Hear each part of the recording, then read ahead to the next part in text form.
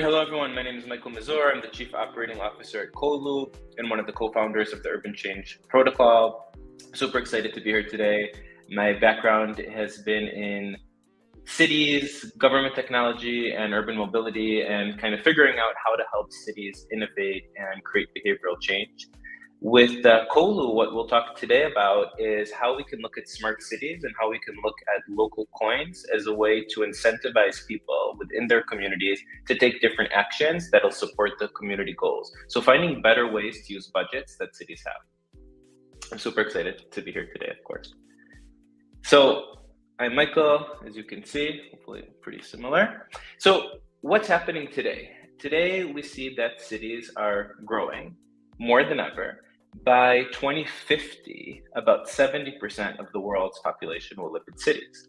I assume that many of the people listening already live in cities, but think about all the people who don't, and think about the different countries in the world where gradually urbanization is happening and people are moving out of these rural areas and concentrating into cities. This is a huge trend, and we see it's also been exacerbated by the pandemic.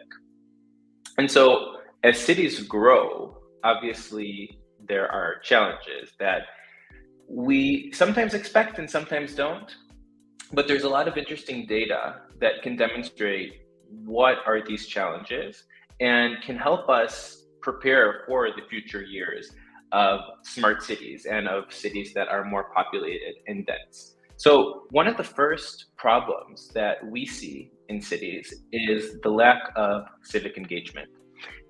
Think about your city, or think about where you live, or think about where you visit. How often are you really connected to your neighborhood, or to your community, or to the place that you're visiting, and to the local government? People today, less than ever, are engaged with their community. And social media, the Amazons, the big box retailers, they're national in the US and global companies also.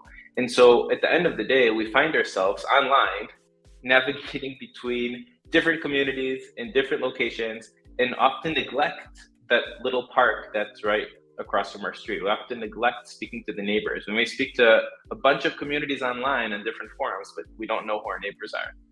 That kind of sucks, frankly. And so civic participation, whether it is amongst different citizens or people within a community, or between local constituents and their government, is at low levels. And so that's a problem. And as cities get bigger, it will continue to be a problem. Another big problem is trust. I would assume that if we had 100 people listening, 24 of these people, based on this data, would not trust their public servants. That's actually a very sad state, right? So much money comes in to our governments, and we have such low percent of people who really trust these local governments, these local servants, and people who sort of lead our cities and our communities. And so I think that honestly, the even more funny one is only 10% of people trust politicians generally. So these numbers are very difficult, and when you think about it, as cities become bigger, as there are more centralized powers, this probably will not lead to a great outcome. The last problems that we see with growing pains in cities is transparency. It kind of relates to trust, but with transparency is you see cities in states or countries have very large budgets that are used for many different things. Could be for local economic development, could be for recycling, for sustainability, for helping serving underserved communities, and obviously many more. Often though, we don't know necessarily what happens to our budgets. We don't know what happens to these taxpayer dollars that we pay, and where do they go, and what are the outcomes. And there typically, not always, but very typically, is no accountability, right? So money will be spent on different things, on housing, on sustainability, like I was saying, and so forth, but we don't know what happens. And again, this is something that as cities grow, as power is more centralized, will be a big problem. And so what are we doing, and why is Web3 important here?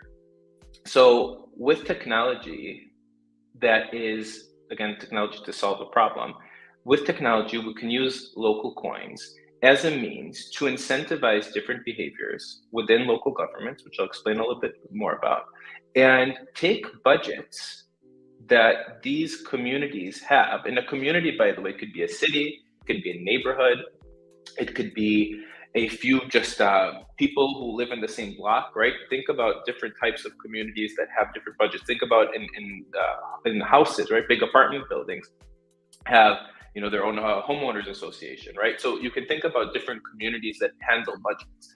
So with Web3, you can ultimately use these budgets and incentivize people for taking actions that are commensurate with the goals of the budget.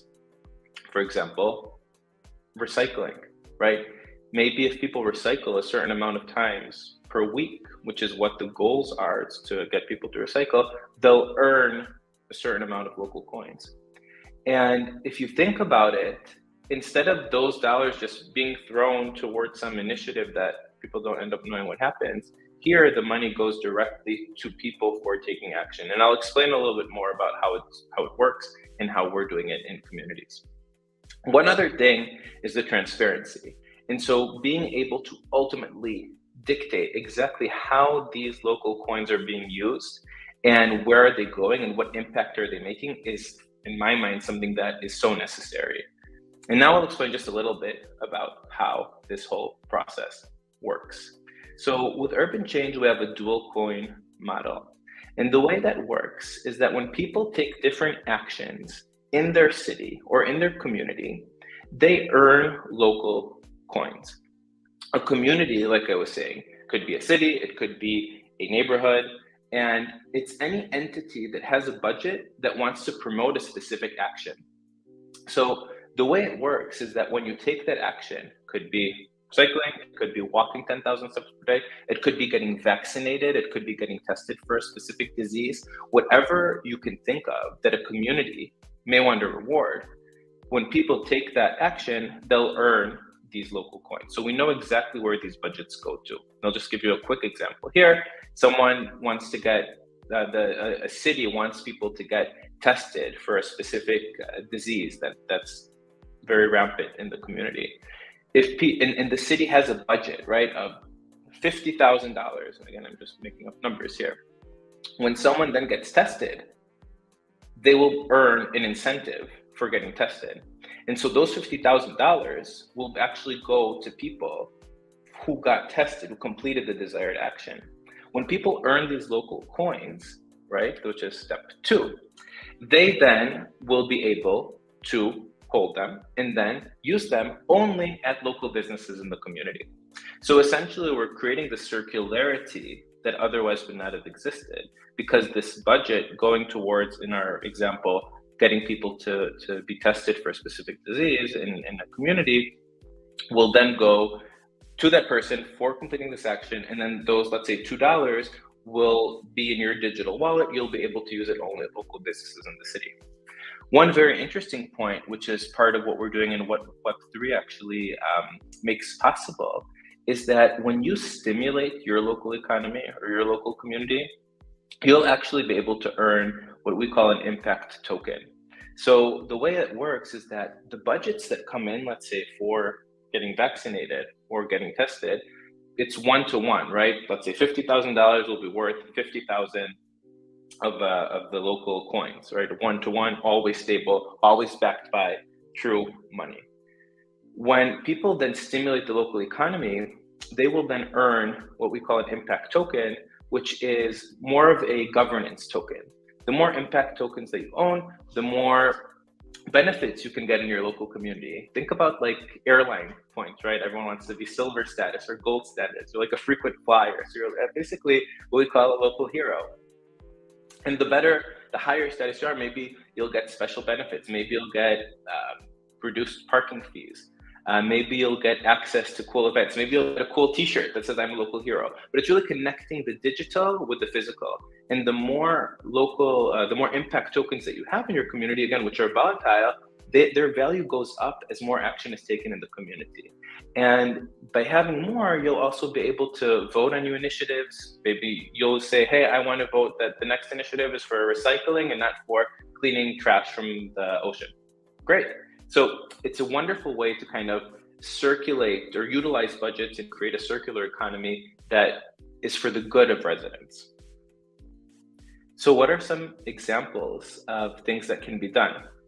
And again, if you can get creative, and there could be many, but some of the examples that we're already doing is things like civic or community engagement. Maybe if people come and volunteer, they can earn these local coins. Maybe if people go and come to City Hall and participate in council meetings. Maybe people respond to surveys, right? So it's very interesting that you can then incentivize people not just for being a local person, but for actually doing something that helps the community be better. Your voice counts in your community. And often we don't have a tool that rewards us for stating our voice. And we know that incentives ultimately can drive a behavioral change. So we spoke about well-being. Of course, I'm a big believer in preventive medication and preventive measures. And so if you reward people for getting vaccinated, if you reward people for getting tested, I'm going to talk about in the next slide one of the actually very interesting studies in Africa. We have so many budgets that are going in, especially in emerging markets in different countries and cities, to help solve pandemics, to help solve health crises. And we don't often know what happens with those budgets. So one great tool to be used to help utilize these budgets and create these budgets in a way that act as incentives for people completing preventive measures to hopefully delay or prevent them from getting the disease in the first place. That's a way to really, really help, and it's all traceable and trackable. Another one that we feel very strongly about is cutting emissions, right? I'm probably not going to be the only one to say this, but emissions and our carbon footprint is growing all around the world. And being able to reward people for taking actions and doing things that reduce their carbon footprint should be a win-win, and is a win-win. So think about it. If people ride their bike, it's something that we're actually doing in a city called Peachtree Corners in Georgia right now. People ride their bike to work, they get rewarded. So don't drive your car to work, take your bike instead, and then earn local coins. Think about it, charge your electric vehicle instead of driving a combustion engine vehicle. So you earn real money for taking these actions that ultimately help your community because you're reducing your carbon footprint. And there's so many more in terms of cutting emissions. Another one is education. This is also a big one. We talk a lot about financial and digital literacy in our communities, and you think about also emerging markets, but of course, underserved communities in more emergent markets. And the way that we see this is that there are a lot of ways it's often not as hard to get people to start, but it's often harder to get people to finish a course. So if people complete a course, or if people complete a course that teaches them about financial education, or that teaches them a skill, maybe coding, maybe teaching them some design skill, or something that will improve their potential income, they should get rewarded for it, because again, it's a win-win, right? People learn, they gain a skill, they can then utilize that skill, and they should be rewarded for it, because it's a win-win-win. Last one is local economy, and this is something that with Colu, we've done a lot in the United States, and that's helping cities support their local businesses. And in essence, rewarding people for shopping local instead of shopping at the chains. Not all countries have this problem, but in the United States and many others, they do. So how do you get people to shop at a local business? How do you get also people to shop at maybe a minority-owned business, or a women-owned business, or a business at an underserved community? So a lot of what we do is also look at ways to not just incentivize actions that promote the well-being, but also ones that directly promote the local economy. And I hope maybe I coined this, I don't know, but I always like to say outcomes speak louder than words. And 10% of people trust politicians. I may or may not be one of them, but the point is that there could be a way to not have to, it may not have to matter whether or not you trust politicians, because outcomes speak louder than words. And if we can have a world where outcomes matter, where the viability of a politician or of someone in government is based on the outcome that they can demonstrate, then that's also helpful, right? Because it's not just saying things, it's doing things. So I just want to give you an example that we took about how you can take specific budgets and then get them to be circulated or recirculated in the local economy. So the first one is just a sustainability budget. So let's say $50,000. Let's say when someone bikes to work, it's an example that I spoke about. Each time they bike to work, they get $1. Great, you bike to work, you get $1. And that dollar comes from the local budget. That in turn will incentivize 50,000 bike rides. And again, I'm not talking about the economics here in terms of what is the sufficient incentive. I'm just using $1 here as an example. And again, you can play around with this. The 50,000 rides incentivized translates to over 15,000 pounds of CO2 emissions saved. Great. But it doesn't end here, right? Because those $50,000 that were used as incentives now have to go back to the local economy. So it's another $50,000 that are spent locally.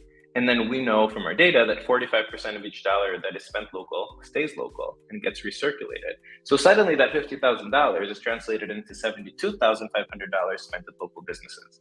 And you get the behavior done. Awesome. Let's look at one other quick one. $100,000 health budget.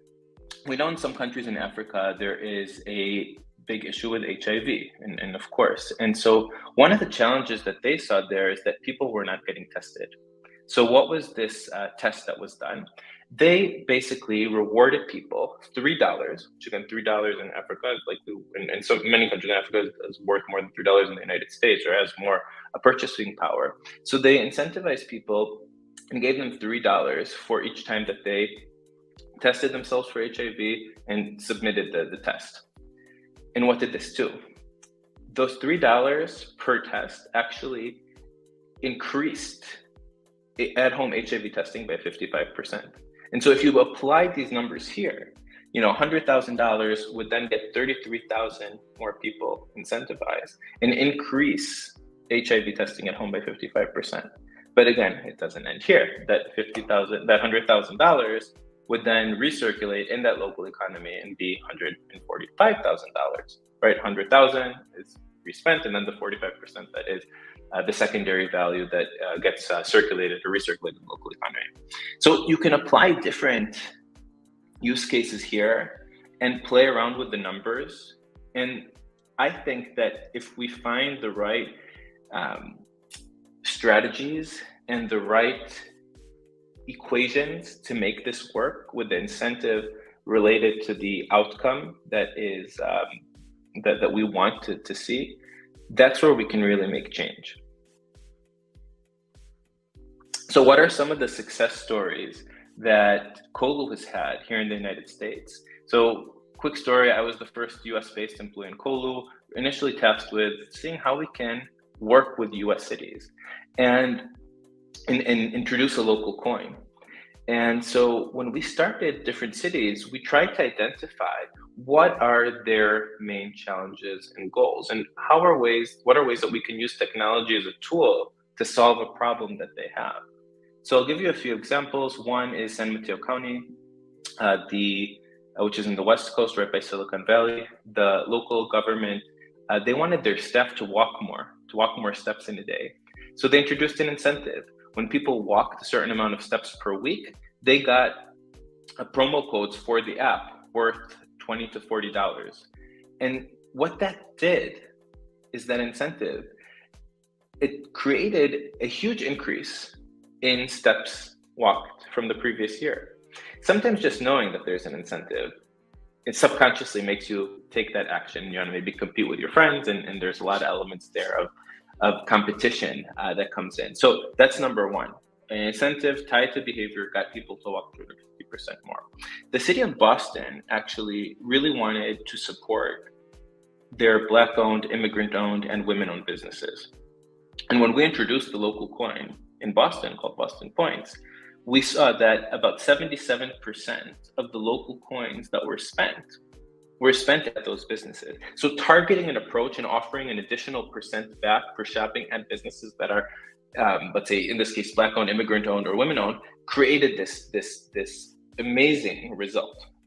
And another wonderful one that we see related to shopping local is that in the city of Akron, we saw that because of the incentives, it's not that people just shopped more frequently at local businesses, but also that they spent more money when they shopped at these local businesses. So that's another big one that sometimes we don't even think about. It's not just, are you going to your local business instead of shopping online? Are you going to the local business instead of going to that, chain? In the US we say Starbucks, but it could be any chain. It's also, are you spending more money there? So that's a statistic that I actually am very proud of, to see that over time people do end up spending more when they are in different communities and they have incentives.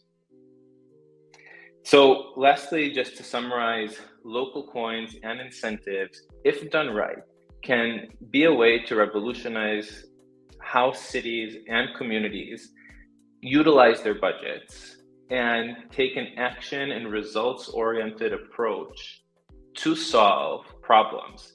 As cities grow, we need this more than ever. And with Urban Change, definitely follow us and learn more online. But we would love for anyone that's a community leader or someone that is part of a neighborhood or wants to make a change, wants to encourage people in their community to recycle, to walk, to get tested, whatever it may be, and to join us and learn more, because there are a lot of opportunities now, thanks to Web3, that enable not just the government to do this, but also community leaders, and giving them a tool to take action. So thank you all. Have a great day.